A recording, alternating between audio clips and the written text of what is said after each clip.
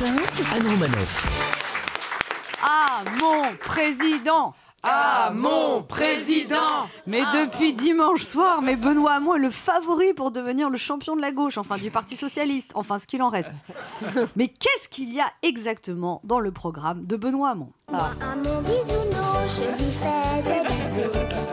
Dans le monde de Benoît, on travaille 32 heures par semaine.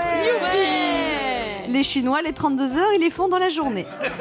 Mais nous, au moins, on aura du temps pour expliquer à nos enfants pourquoi on ne va jamais faire les courses dans les magasins qui seront fermés le dimanche. Dans le monde de Benoît, tout le monde touchera un revenu minimum d'existence. Le milliardaire comme le SDF. Tout le monde aura le droit à son petit pécule chaque fin de mois et pour toute la vie. Les Coréens nous applaudiront des deux mains, enfin d'une main, vu que de l'autre, elle est en train d'assembler un iPhone 8. Dans le monde de Benoît, on pourra fumer du cannabis pour oublier qu'on est pauvre et qu'on n'a pas de travail, en attendant la retraite pour tous, à 57 ans. Dans le monde de Benoît, la vie va être cool. Tout le monde s'aimera bien. Tout le monde sera gentil. Sauf Manuel Valls.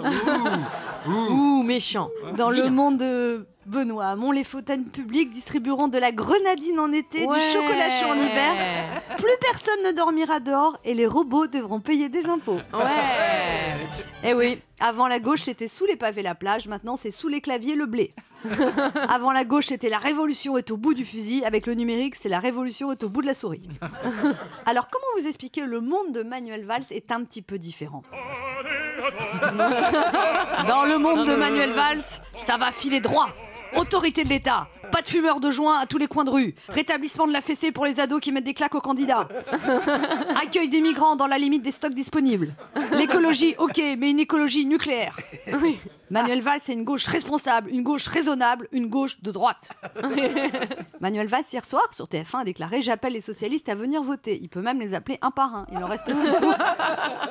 Pour Valls, Benoît Hamon est le candidat de la défaite assurée, alors qu'avec lui, c'est différent, c'est le gadin garanti. Enfin, tout ça pour savoir lequel de ces deux candidats arrivera 5e au premier tour de la présidentielle en mai prochain. En fait, dimanche, Hamon et Valls vont s'affronter pour la finale du qui perd. Comme deux sprinteurs, ils sont tous les deux sur les starting blocks, sauf que la ligne d'arrivée, c'est le mur.